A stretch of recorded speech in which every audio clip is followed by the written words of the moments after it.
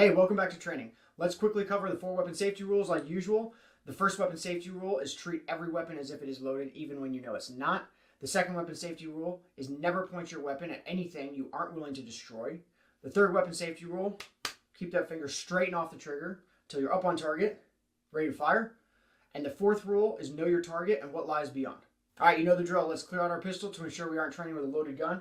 If you have a manual safety, engage that, remove your magazine, lock your slide to the rear, conduct a 3-point check of your chamber, magazine well, and slide face. Ensure all 3 areas are clear of any bullets. Send your slide home, and now we know we're working with a completely cleared out pistol. If you are unsure of whether or not your pistol is clear or not, do not continue training with this video.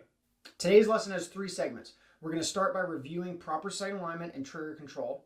Then we're going to quickly review follow-up sight picture from last video. And then lastly, we're going to finish up with our grip strength workout. Let's get to work.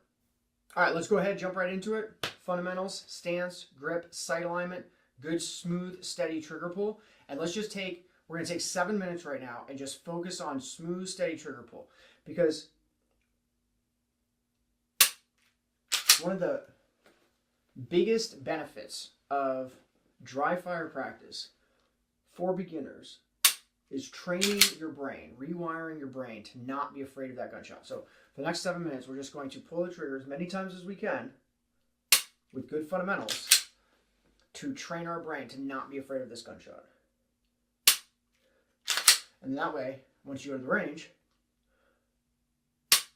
you've practiced a smooth, steady trigger pull tons and tons and tons of times. You'll also find too that when you go to the range the next time, if you haven't been to the range since you started this program, you'll shoot really well initially, and then the more you shoot, the more your fundamentals will break down. And the way that you build them back up again is by dry firing. That's why I created the course. So you come back home, throw on a video, do a couple dry fire lessons, and then rebuild your fundamentals. It's also, if you're ever going to go to the range, a good thing to practice too is throw on a video, do a quick dry fire practice run, or just, spend, 5-10 minutes and just do 50 to 100 dry fires.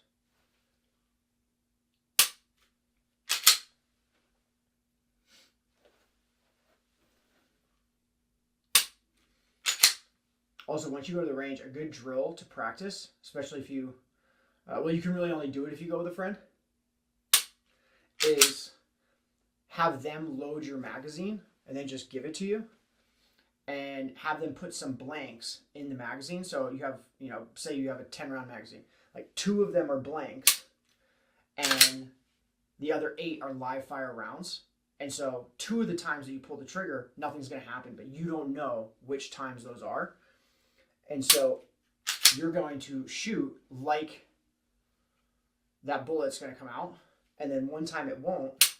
And lots of times you'll see once you pull that trigger, no bullet comes out, beginners will go, and no bullet comes out. And that's what you're doing every time you shoot the gun. So it's called ball and dummy drill. Because you have a dummy round, and then you have your bullet, which is the ball. All right, remember, good sight alignment. You're not just going through the motions when we do this, right? I'm just talking, but don't just go through the motions.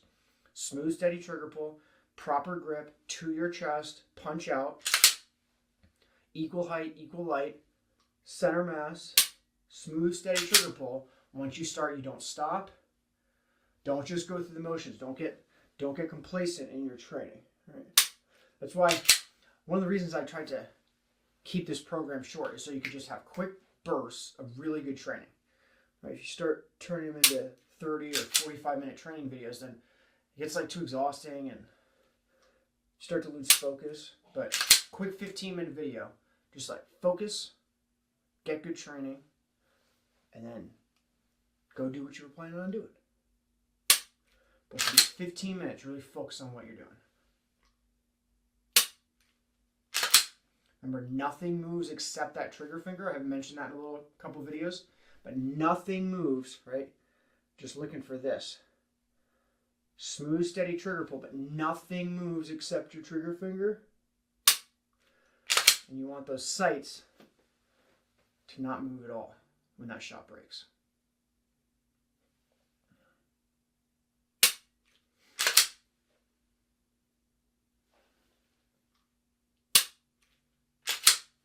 Loosey-goosey in the shoulders.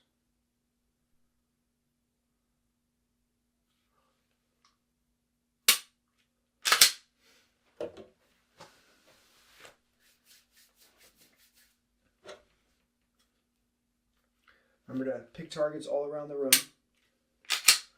Don't just aim at one thing. Makes it more fun too. Right? If you're shooting like the same thing over and over and over again, it kind of gets a little monotonous and boring. So keep training fun. And also, if you ever dry fire and you're just kind of like doing it on your own, you can throw on some music. You can even throw on some music while you listen to these videos. As long as you can focus, right? But listening to like some great tunes while you're dry firing can really pass the time. If you're just doing this in total silence, it probably helps a little bit that I'm talking, because that kind of gets your mind off things. But dry fire can be a little bit monotonous. I'd be lying if I said it didn't. But that's the thing. What's way worse is going to the range and not shooting well, right? Missing bullseye and then getting frustrated. Like, that's really frustrating. So, quick 15-minute training video.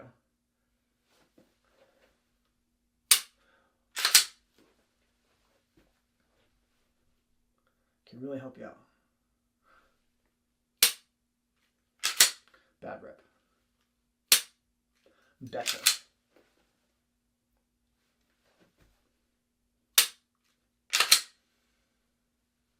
All right, hopefully you're starting to feel good.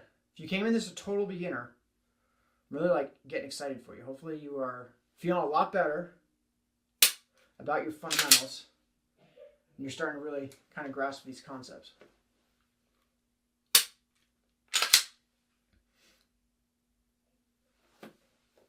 And again, from the very beginning of this course, I said that, I bring in quite a few concepts, but I try not to overload this program, because all of these concepts are going to be the fundamentals that you fall back on in a real world situation. So this is like the basic program, and a lot goes into the basic program, but a lot goes into the skills that you need in order to defend yourself and your loved ones. So try to give you all the information I can without overloading you with a bunch of information that you don't need.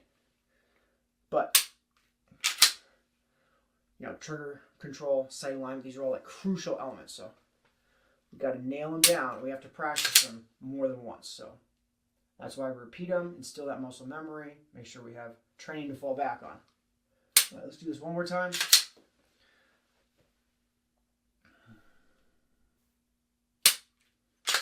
All right, hopefully you feel good about that smooth, steady trigger pull. Let's move on to follow-up sight picture.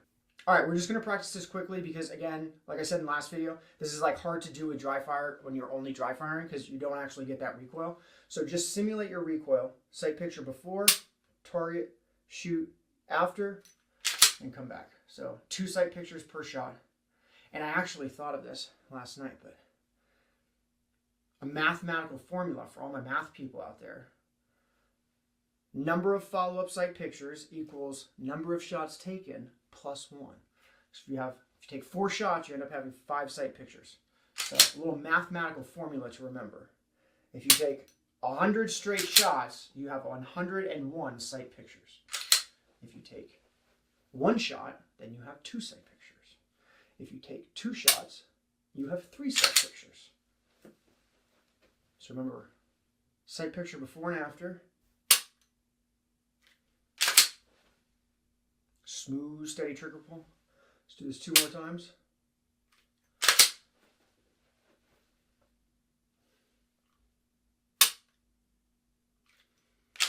All right, I hope you feel good with follow-up sight picture. Now let's move on to our grip strength workout. All right, let's go ahead and jump right into it. But as we go through this grip strength workout, let's punch out, confirm our sights every single time. So when we do it, we're going to point shoot, confirm our sights, and then put our finger on the trigger and then focus on equal height, equal light, center mass, pull the trigger. So we're kind of going through all these different steps as we're working on our grip strength. So we got 15 minutes. Let's try to maximize our time. So we're going to point, not shoot it yet, equal height, equal light, center mass, and then pull the trigger. And then just hold it there for as long as you can. So that way, we're maximizing our training time. Remember, maximum contact on that support hand between your hand and the pistol. That's going to give you really good control once you get to the range. And if you haven't been to the range since you started this program, you're going to feel like you're such better control of your pistol. You know, you're going to feel a lot more confident.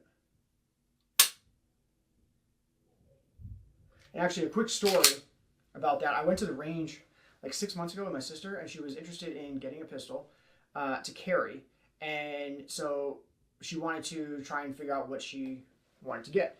And we got there, and we started out with a 380, which is a little bit smaller than a 9mm bullet, and went into the range. So we rented a Glock 42, which is a 380, and went to the range.